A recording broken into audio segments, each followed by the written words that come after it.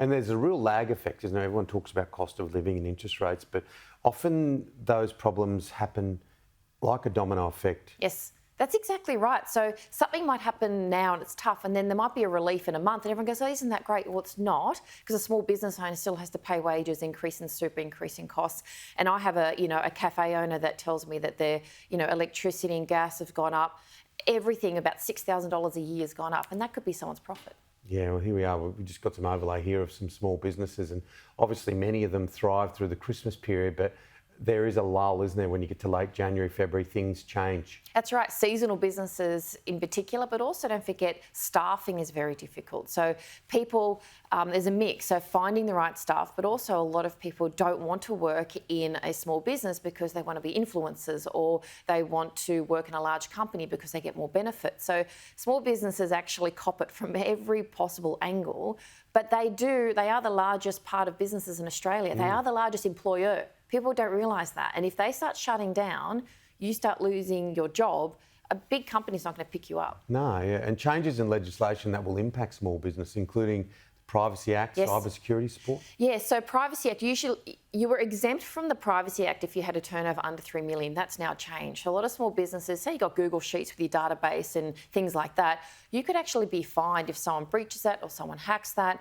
And the government's come out saying, well, we've got all this cyber security support, but the reality is small business owners don't have time to take that up, to train up on it, to read the legislation. So there's another massive area where small businesses are at high risk because the government has made a change that they don't realise could negatively impact a small business owner even further. The whole IR thing too. Exactly. So, some of the laws that were passed right before, like at Christmas time, which I think is the worst thing you can do, and senators, the independent senators that, got it through have no idea about small business, in my opinion, because it has a ripple effect. And the ones that they want to pass, like changing the meaning of independent contractor, could literally decimate the female small business owner because they rely on that, but also tradies. Yeah.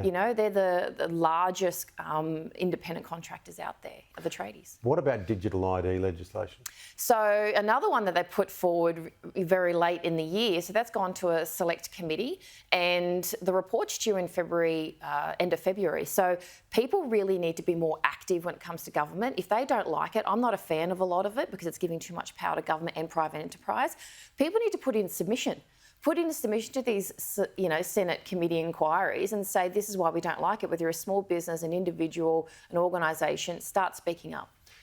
Great surprise this morning. We heard from the government that there'll be no referendum for the Republic. Well, I don't think there'll be any referendum for anything. Well, I think we need to keep that money. We've already spent millions of dollars on referendums. I think priorities in Parliament need to probably be reviewed, because let's focus on people surviving. Let's focus on supporting small business, on trades and construction companies that are falling over by the week. How are we going to build all these new dwellings? So, yeah, let's put referendums on hold for maybe a decade. We're going to have a chat with, a decade, 50 years. We're going to talk to Bruce Hawker in the next hour and have a little bit of a look at 2024 in politics. But I want to get your view as we wrap it up.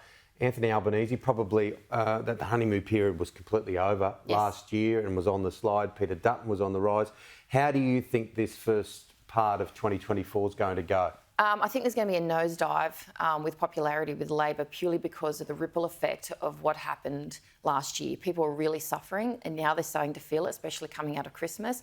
And people will lose jobs early in the year when companies restructure, small business shutting down. They're not going to be happy, which is probably why they're trying to do a cost of living relief package now to get people interested. But they need long-term solutions. So here's an opportunity for someone to stand up and say, actually, this is what you need, and people will just start following them. It's all about the economy, isn't it? Always. You can hear the rhetoric. The other thing is that and this is anecdotal from me talking to people that I know, lots of people are now back in the office. Yes. Executives are saying, no more working at home.